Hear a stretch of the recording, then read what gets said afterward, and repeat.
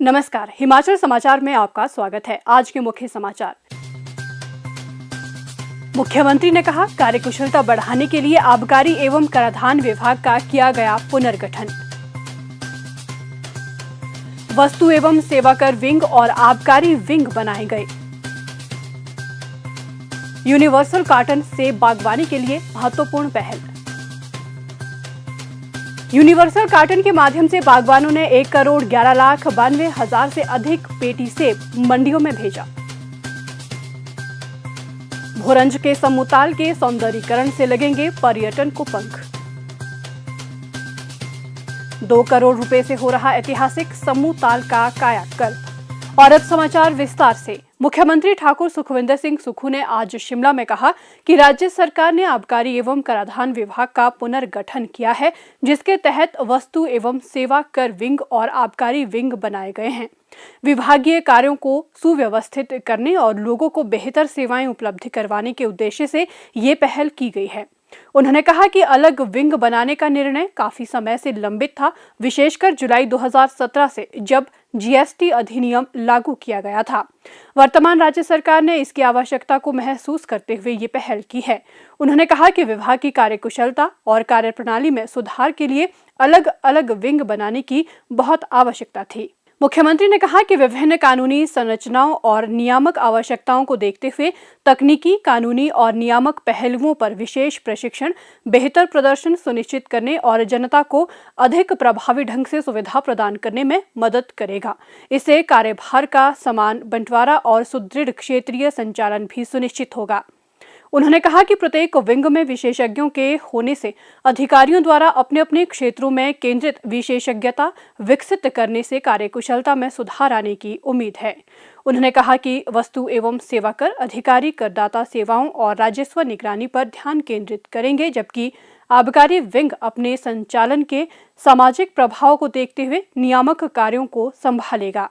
उन्होंने कहा कि अभी अधिकारियों पर कई तरह के कार्यों का बोझ है, जिससे कार्यप्रणाली प्रभावित हो सकती है। उन्होंने कहा कि विभाग के पुनर्गठन से जिम्मेदारियों का स्पष्ट विभाजन होगा, जिससे इस मुद्दे को हल करने में मदद मिलेगी। मुख्यमंत्री ने कहा कि विभाग के पुनर्गठन के तहत 38 नए पद सृजित किए जाएंगे।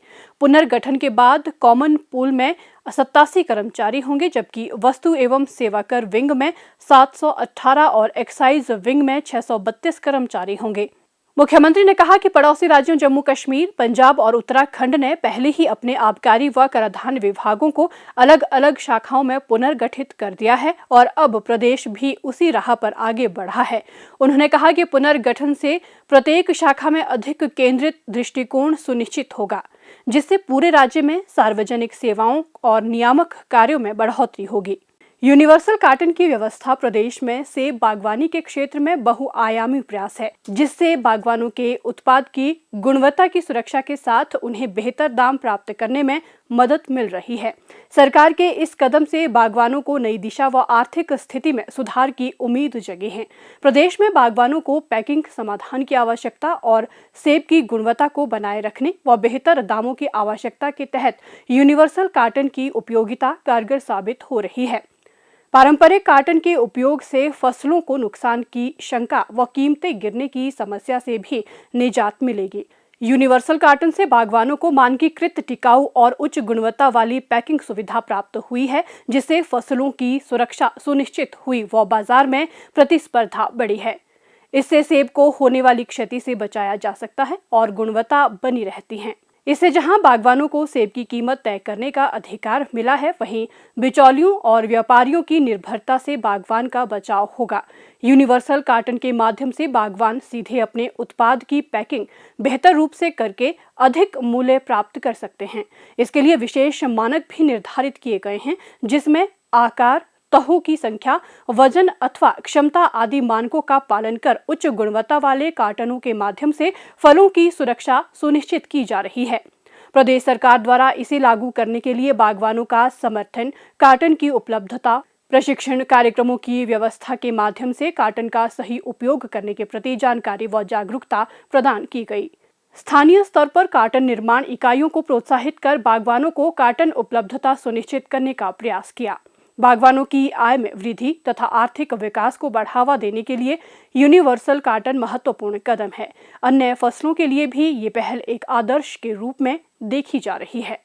इस वर्ष सेब सीजन के दौरान प्रदेश में लगभग 1,92,92,542 यूनिवर्सल कार्टन से सेब की फसल अभी तक देश की विभिन्न मंडियों में पहुंचाई जा चुकी है।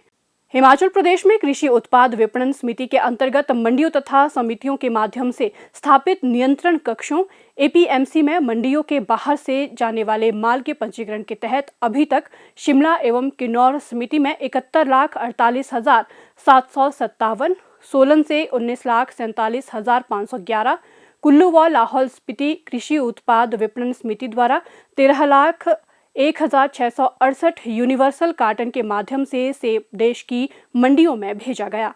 कांगड़ा विपणन समिति से 5,201, सिरमौर से 1,312, ऊना समिति द्वारा 918, बिलासपुर से 456 तथा हमीरपुर के माध्यम से 1,921 व चंबा कृषि उत्पाद विपणन समिति द्वारा 30 पेटी यूनिवर्सल कार्टन का कारोबार भी किया गया।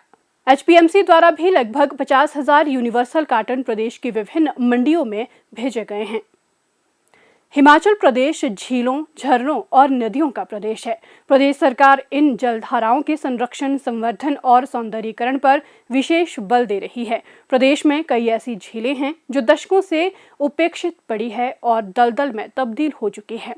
मुख्यमंत्री ठाकुर सुखविंदर सिंह सुक्खू के कुशल नेतृत्व में राज्य सरकार ऐसी झीलों को पुनः जीवित कर इसका सौंदर्यीकरण कर रही है। इन प्रयासों से झीलों के आसपास पर्यटन गतिविधियों को पंख लग रहे हैं और स्थानीय लोगों के लिए स्वरोजगार के नए अवसर खुल रहे हैं। हाल ही में प्रदेश सरकार ने वर्षों से उपेक्षित पड़े भोरंज के ऐतिहासिक समूह ताल के कायाकल्प का निर्णय लिया है, जिसके तहत पर्यटन विभाग के माध्यम से 2 करोड़ रुपए का प्रावधान किया गया है।